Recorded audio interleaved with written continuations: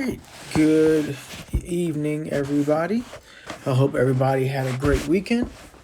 Time to get back to the story, The Night Zookeeper, Elephant of Tusk Temple. So, let's jump into it. Chapter 7. Here we go. As he fell, Will saw Rhea cover her mouth in horror. Then suddenly he felt as light as a feather. Will was inches from the rock face. Warm dribble snaked down the back of his shirt. He could feel Sam's breath ruffling his hair. The young giraffe had caught him just in time. Sam raised his neck and deposited Will gently on the ground next to Rhea. Will threw his arms around one of Sam's long legs and hugged him. Before any of them had a chance to speak, large lumps of rock and grit exploded from the wall as far as the end of the corridor. Clacker, clacker. The voids poured through the hole triumphantly and marched down the corridor towards them. The three friends ran up the steps to the next door. As they pushed it closed, Will glanced back to see one of the voids try to leap across the ravine. As it jumped, its fierce red eye was fixed on him. But suddenly, it was gone, as the void dropped into the deep ravine. Will breathed a sigh of relief. They were safe again, at least until the voids found a way across. Will, Rhea, and Sam entered another chamber. Here, the lush plant life from the garden had taken over. The moss sparkled and the flowers bloomed proudly as the light of the purple flames danced across the walls and ceilings. It was a magical sight. In the center of the room was a raised stone platform, and standing on it was a magnificent purple elephant. "Maji," whispered Sam in awe. "You did it, Will. We've got through the trials." Will rushed forwards, beaming. "Is she right, Maji?" he asked. "Have I passed? What happens now?" "The voids are close behind." Maji's eyes twinkled. "Yes, Night Zookeeper, you have done all that has been asked of you so far," she replied. The smile faded from Will's face. "So far?" he repeated.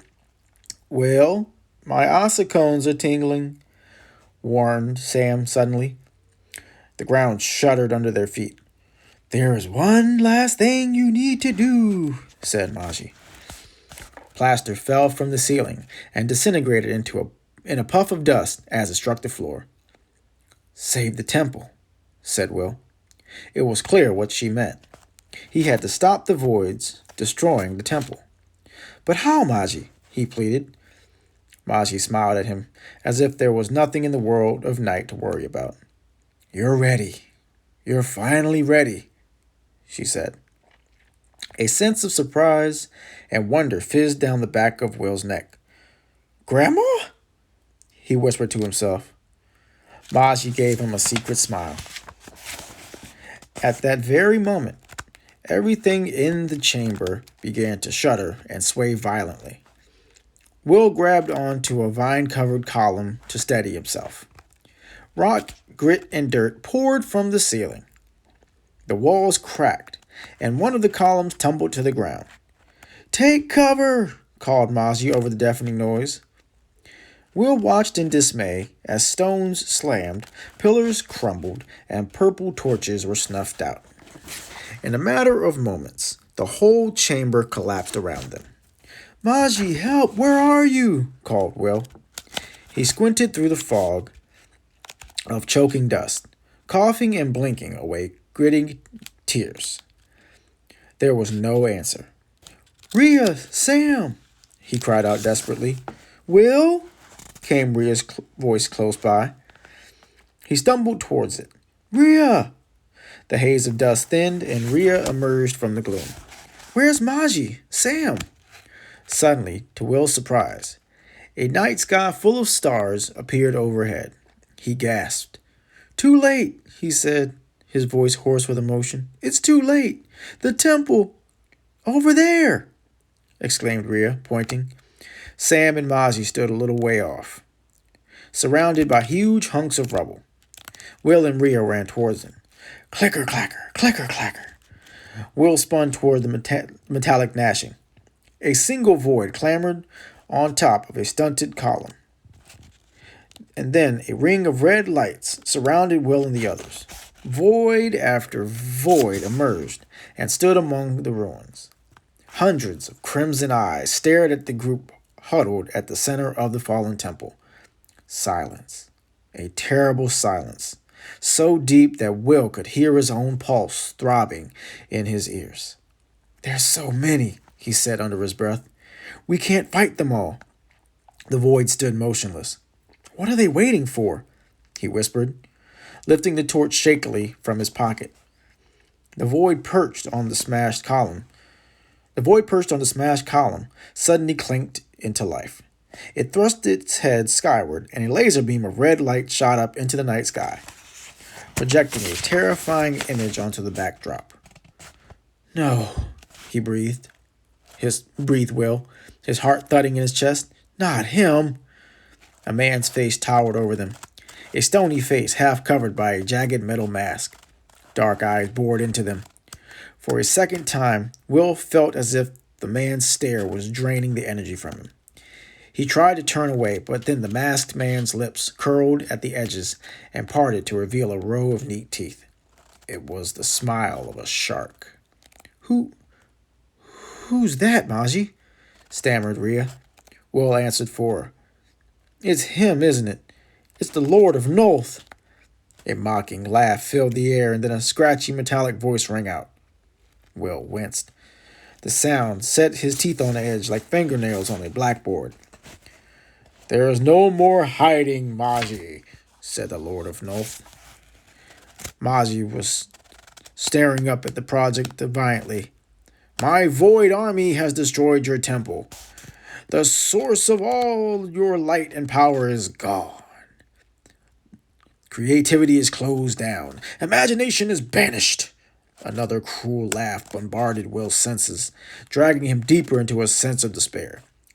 The night zoo is mine for the taking, gloated North. My forces are everywhere, bringing order and obedience to all corners of the world of night.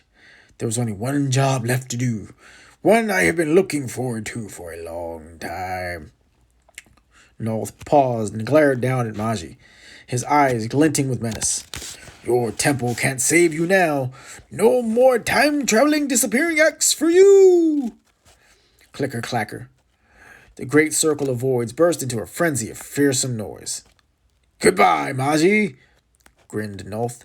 The night zoo is finished, and now my voids will finish you. Attack! The voids swarmed towards the friends from all directions. What do we do now? Cried Sam, his legs quivering. All of you, take cover as best as you can, ordered Mozzie firmly. I'll deal with this. Will and Rhea scrambled underneath Mozzie, and Sam dashed behind a toppled pillar and turned invisible. Mozzie's eyes flashed with steely determination. She raised her trunk and blasted a ball of crackling purple light at the advancing voids. 3 voids were struck by the purple blast and collapsed in a heap of fizzing, smoking metal. Mozzie aimed again and took out 4 voids in one go, their metal shells piling up and blocking the next wave of attackers. Behind you!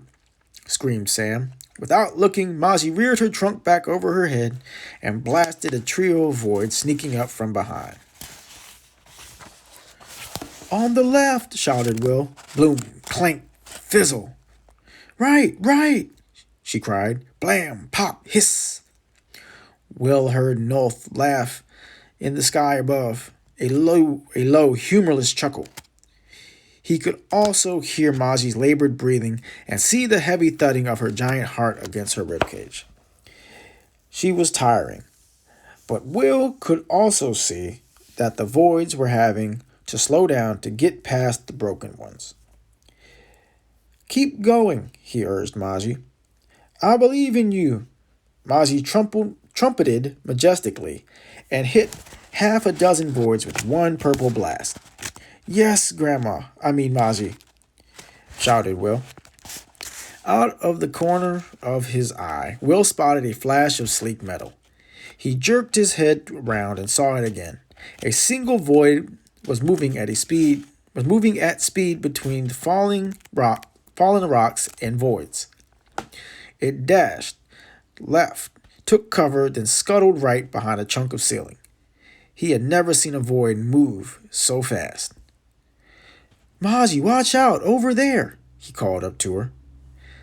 I see it, she replied, and blasted light from her trunk. To Will's surprise, the void instantly ducked and the ball of light sailed over its metal back. Maji grunted with annoyance and re-aimed.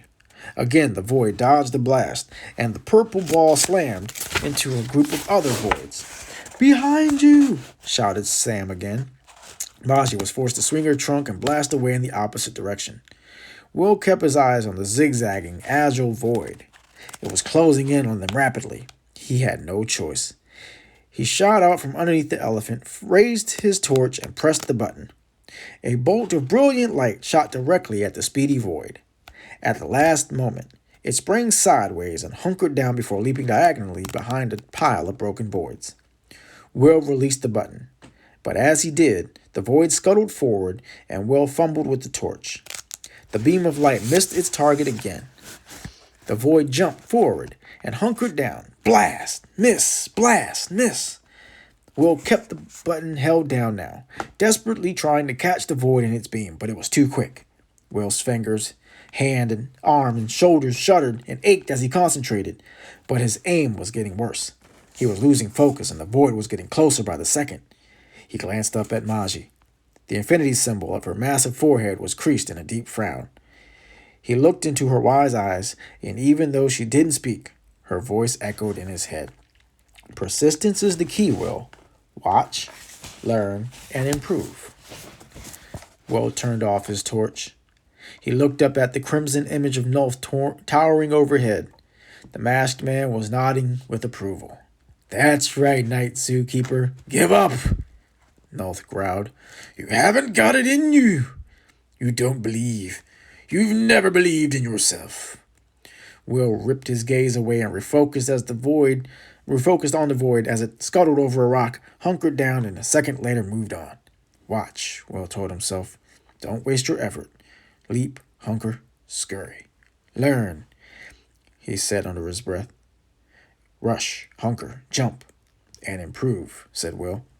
He raised the torch and aimed at a spot ahead of the void. He waited for it to leap.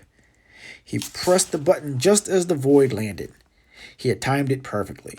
The void hunkered down for a split second just as Will had anticipated. It was caught in the brilliant beam. Gotcha, he cried. The void tried to leap out of the way, but it could only stumble forward. Will kept the beam trained on it, but to his disappointment, it kept moving. More slowly than before, but still advancing. The torch shook in Will's hand, and he grunted with effort. The void's metal body was smoking and hissing, yet it was still moving relentlessly closer. Oh, no, you don't, said Will through gritted teeth. He closed his eyes and let his imagination do the work. He pictured the void getting smaller, shrinking and shrinking, until it was no larger than a normal spider. Will opened his eyes. Just a few inches from his toes, trapped in the torch beam, was a tiny, steaming, hissing void. He switched off the torch. All the other voids had stopped moving. Silence again. They were watching warily. Will reached down and picked up the tiny, limp void. He balanced it on his thumb and then casually flicked it away with his forefinger. He smiled triumphantly at the voids. Who's next? He asked. That's it for tonight. Chapter 8 tomorrow. Hope you enjoyed that chapter. I'll see you tomorrow. Have a good one. First off, now we end.